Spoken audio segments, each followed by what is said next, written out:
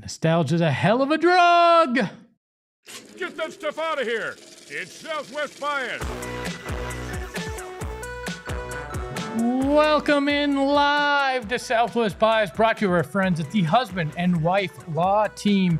If you've had a serious injury, call the Husband and Wife Law Team first at 602-783-8841 or visit their website at husbandandwifelawteam.com and tell them PHNX sent you. And we are live from Studio K. Got the point right. Brought to you by our friends at Circle K. Become a member of the Inner Circle today.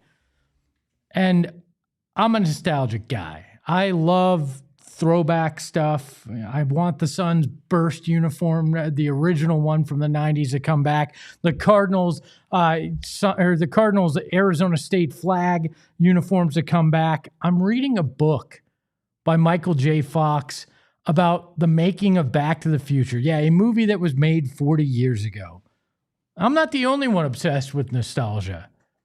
The world media is. I mean, look they're remaking Running Man. That just came out. The show Scrubs is coming back. We've seen all sorts of remakes and live action reboots. People are obsessed with the past. In part because it makes us feel like things aren't escaping us. The time's not moving too fast. That there is something that we remember from our childhood. But sometimes going backwards and nostalgia ain't great. And the Arizona Cardinals proved that on Sunday because they made history, but not in the way that you'd want. They've hearkened back to the past, but not in a way that you'd want. The Cardinals set their all-time franchise record for penalties in a game. And remember, this is a franchise that goes way back, long before they arrived in the Valley in 1988.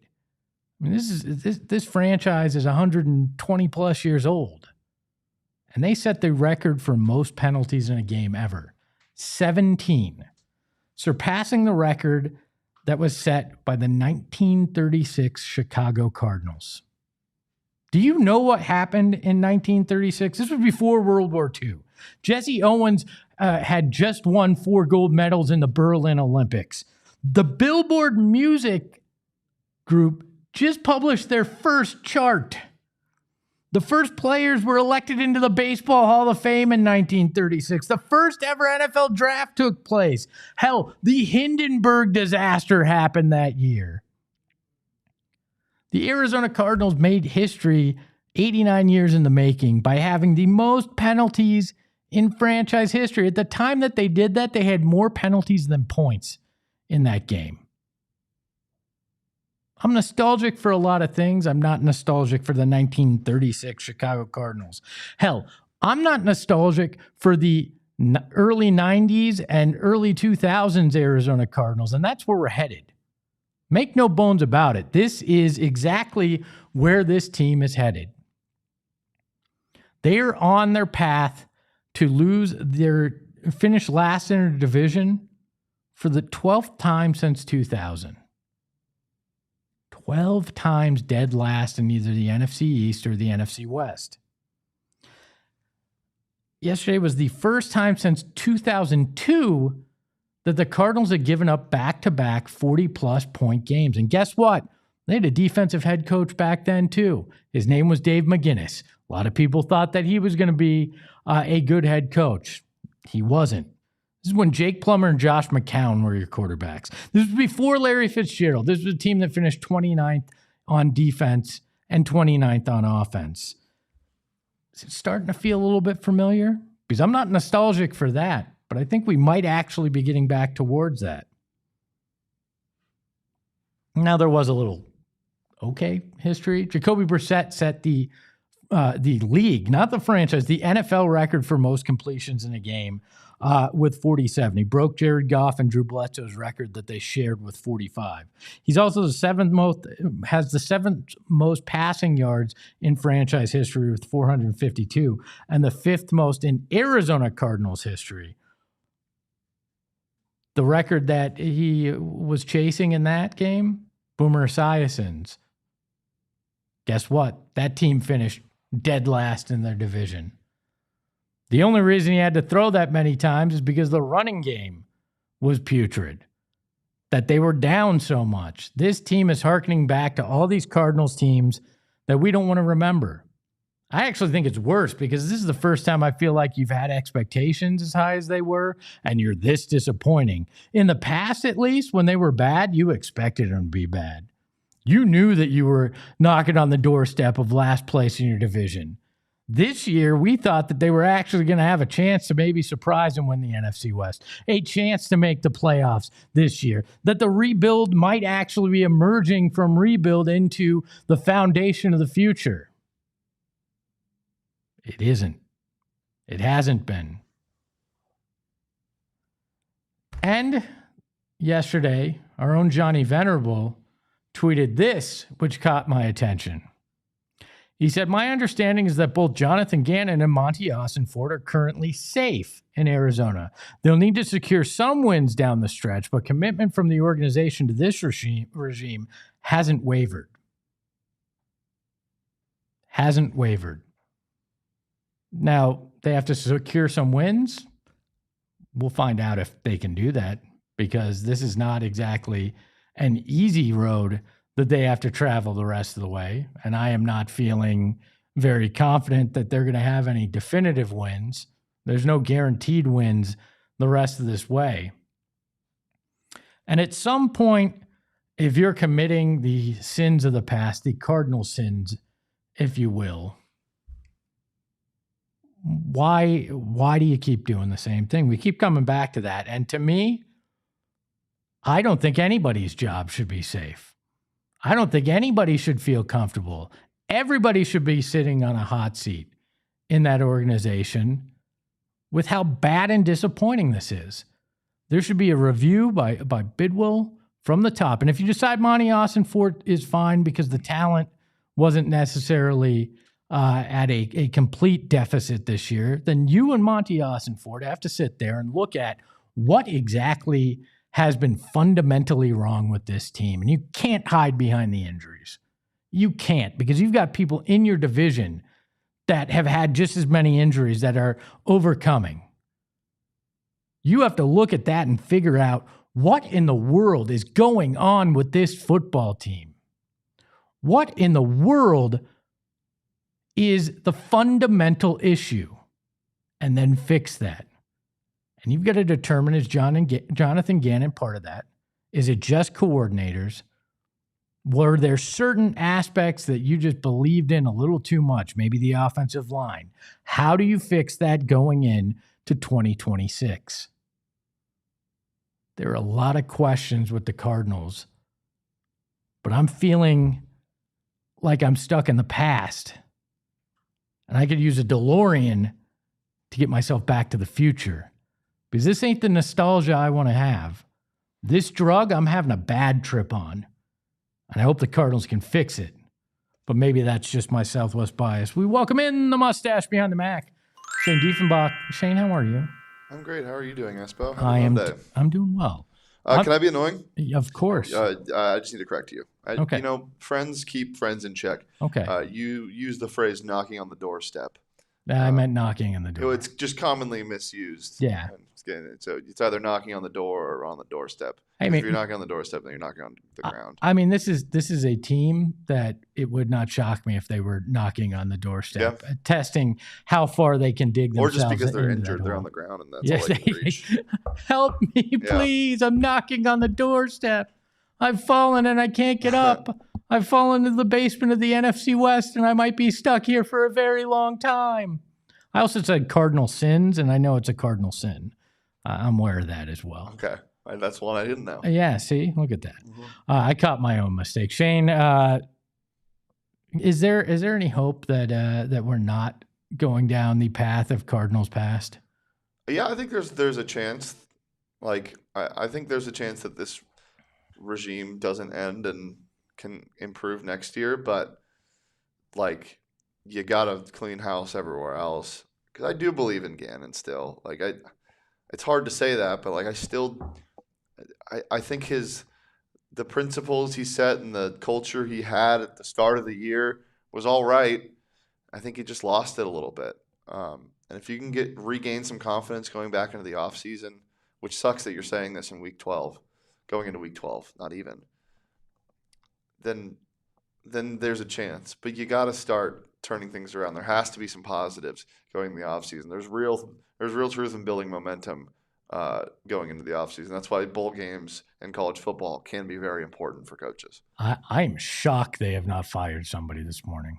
I'm shocked they haven't fired somebody in the last 3 weeks. Well, yeah, but I thought for sure yesterday was it. I thought you get some kind of, maybe the offensive line coach, maybe I thought there'd be some sacrificial firing here just to say, hey, we're changing something.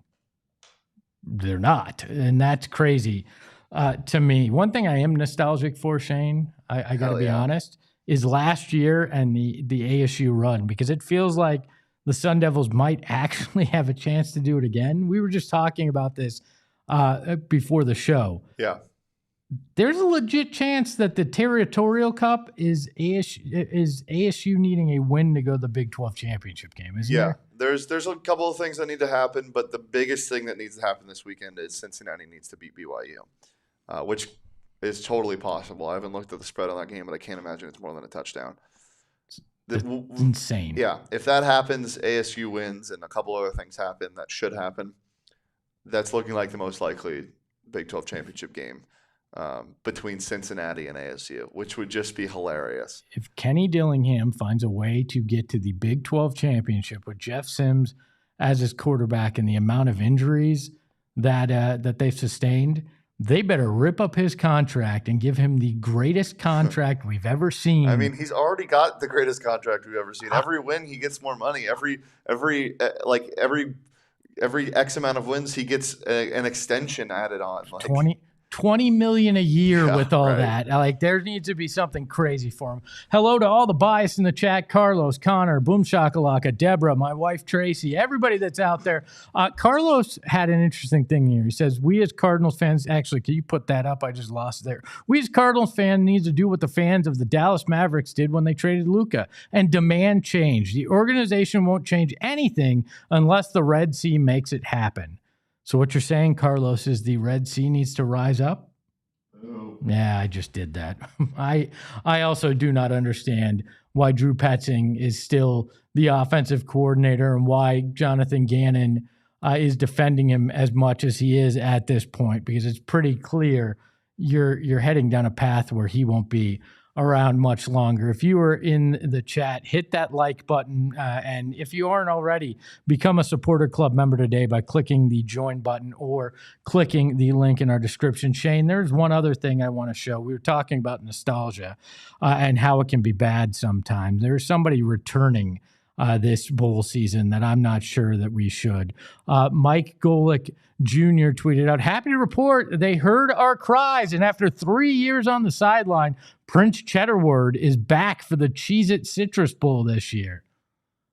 Why? He looks like the clock from Beauty and the Beast if it had a notorious relationship with a wedge of cheese. I do not think that You don't like Prince Chedward? No, I do not like Prince Chedward. This is, I'm sorry, but we should have stopped with bull mascots after we got the Pop-Tart. Like, that's the epitome of bull mascots. That is the quintessential mascot there. Why do we got to make him a prince? Why does he? I mean, and he looks like Cogsworth. You're literally stealing Disney IP to make that horrific Cheez-It mascot there. I love him. So sometimes the past should be buried in the past, and Prince Chedward should be buried somewhere deep in the past. Like, they should find one of those swamps out there. They should get the guy out of the costume first off, but then they should bury that costume well deep in one of those swamps in freaking Florida. You scare the alligators. Like, do not put that thing back out on a field. There's some nostalgia that never should see the light of day, just like what the Cardinals are doing. On the other side of the break, Bo Brack is going to join us to try to explain why nobody's been let go and what we should be feeling when it comes to the Arizona Cardinals. That comes up right after the break. Our friends at Circle K have a very big day coming up on the 20th. And it's I got you, Espo.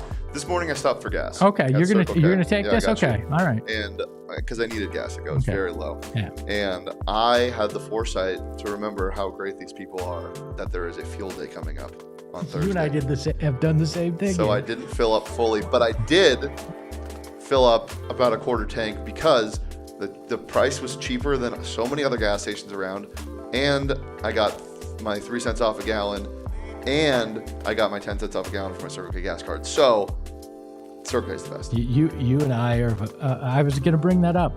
I was going to say, hey, just top off a little bit if you need gas right now, and save yourself for the 40 cents off that's coming on Thursday at participating locations throughout the day. You're going to want to take part in it, and you're going to get that if you become a Inner Circle member today. So download that Circle K app for free, put in a little bit of information, and you're going to become a member. So join the Inner Circle, download the Circle K app today. Terms and conditions apply, like everything in life, at participating locations. Visit CircleK.com for details, and it's time to talk about the husband and wife law team. And I've told you this, right? I've explained this to you. I had a very bad experience when it came to an accident attorney. I was in a big accident with my family. Not our fault. We were stopped at a red light, and a guy came off the freeway off ramp and just plowed into our car because he was under the influence. But my lawyer didn't actually care about taking care of us. He cared about his bottom line. But the husband and wife law team, Mark and Alexis Breyer, they care about helping you more than they care about their bottom line. They've been in Phoenix. It is their home. They've raised their 8 children here.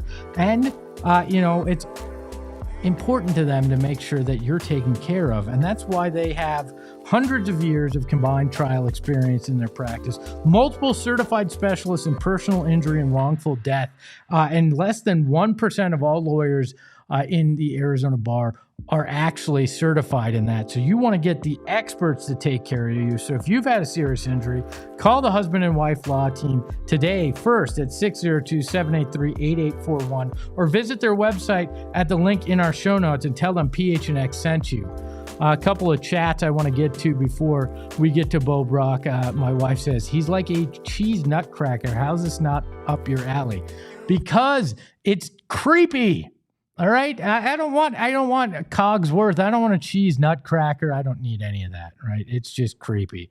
Connor says, and there's one thing I don't understand is also, why did the Cardinals say we've got to figure this out? We're seeing the exact opposite of what this team is doing. I agree. So many questions about what they're doing, and a man that's going to help us answer those questions. And if he doesn't, he may not appear on PHNX Cardinals this afternoon. It's Bo Brack. Bo, how are you? I've had better days, coming in off this performance, back-to-back performances. Look, I mean, nobody's happy around this team right now. It's just been a disastrous 2025 season. Even from the jump, Espo, and those back-to-back wins to start the season, they didn't even feel like wins. So it's like you've had one maybe week where you're like, hey, I'm kind of proud of this team after Monday night. But other than that, it's just been down in the doldrums and trying to figure out, what the path forward is. They break their all-time penalty record that was held by the 1936 Cardinals.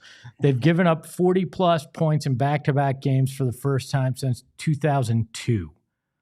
Why has somebody not been relieved of their duties today so far? To me, not just today, but over the last few weeks, to me, it feels like somebody has to answer for this, and nobody seems to actually have to at this point.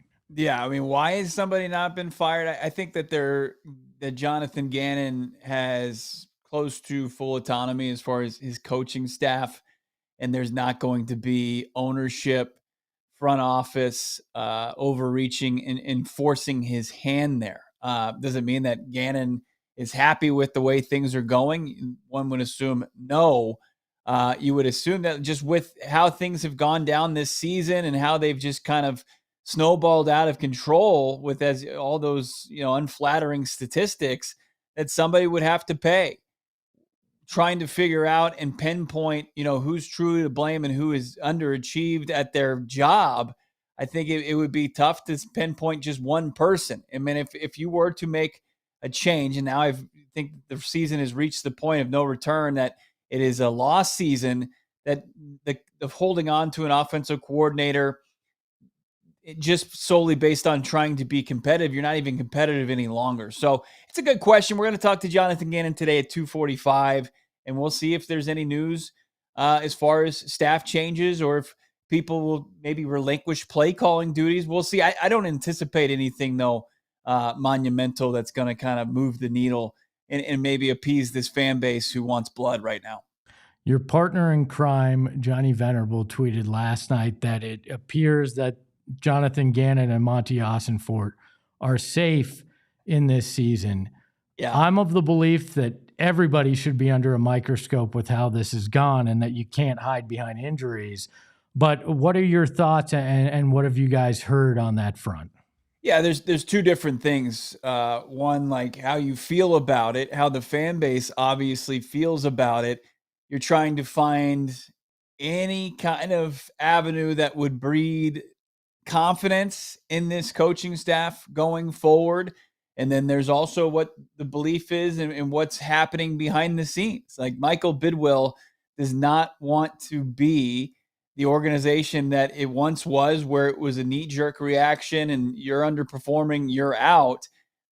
He wants to kind of create this foundation, this continuity, and wants Monty and Jonathan Gannon to kind of get a chance to finish what they started in reshaping this organization that transcends the playing field, even though that's right now the most top of mind with the poor performances. But the training facility, the draft and develop, tearing this thing down to the studs, and the number one priority and number one thing being preached here is patience. I think that there's a kind of a sense, Espo, that sometimes it's just not your year, and injuries and all these other variables that I think people may roll their eyes at. I think there's maybe some belief that those factored in a big way into the Cardinals falling short of any of the expectations they had set forth this season. Arturo in the chat essentially wants to know, is there a chance that Jonathan Gannon loses this locker room the way that they've been playing and kind of if they continue to have these kind of results? Because to me, it feels like that could be a possibility here. Yeah, I mean, you've seen the performances the last 2 weeks. It's if they're locked in, if everybody in that locker room is, doing their job and, focusing on performing at the highest level, that might be more concerning. So, man, getting choked up over this team, I feel you, my friend. Yeah, I think you're gonna have to give me some time because. All right, we'll let Bo not die on us. That is the perfect encapsulation of the Arizona Cardinals season. Somebody choking on camera. I mean, that is where we're at. I think Bo's all right. There we go. Did you just Arizona Cardinals it? I did. That's the epitome right there. I had a little piece of granola just go to the back of my throat and just had residency there for far too long. So you're supposed to chew that, right? No time. I eat like a duck these days. Look, I think that this is just it's going to be a lose-lose situation going forward. You're going to be hard pressed to find a light at the end of the tunnel with how things are going to play out. I mean, there is the rah, go give them your best the rest of the year and see what happens. But I think the end result, it's still going to match what we've witnessed so far through, the first 11 weeks, and it's going to underwhelm. So it's going to be a tough, turbulent offseason. It's not going to be one without change. There's going to be, I think, some major changes. But as far as the major decision makers the guys that have been in place, Monty Ossenfort, Jonathan Gannon, it really does seem, barring any kind of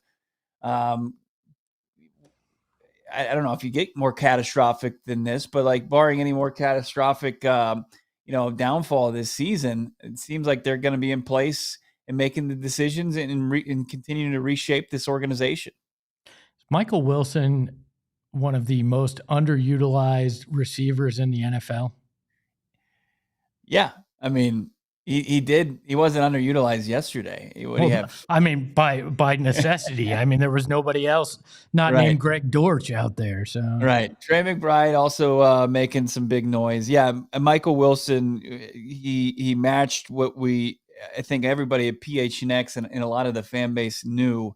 He's a talented player, and he just needed to be put in position and given an opportunity to perform. I mean, just Espo, Larry Fitzgerald's career high in single game receiving yards was 172. Michael Wilson had 185 yesterday. Pretty impressive by the third-year receiver that people were like, well, should they go and get this washed-up Amari Cooper to complement Marv? It's like, no, Michael Wilson's pretty good.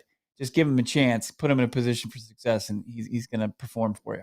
Yeah, throw him the damn ball. I mean, that seems to be the simple equation all year. Throw Marv the damn ball, throw Michael Wilson the damn ball, throw Trey the damn ball. And that seems like you could have had a better season if you had followed that pattern. What are we to make of Jacoby Brissett setting the NFL record in completions and also becoming the seventh most passing yards in Cardinals history and the fifth most since they moved to Arizona?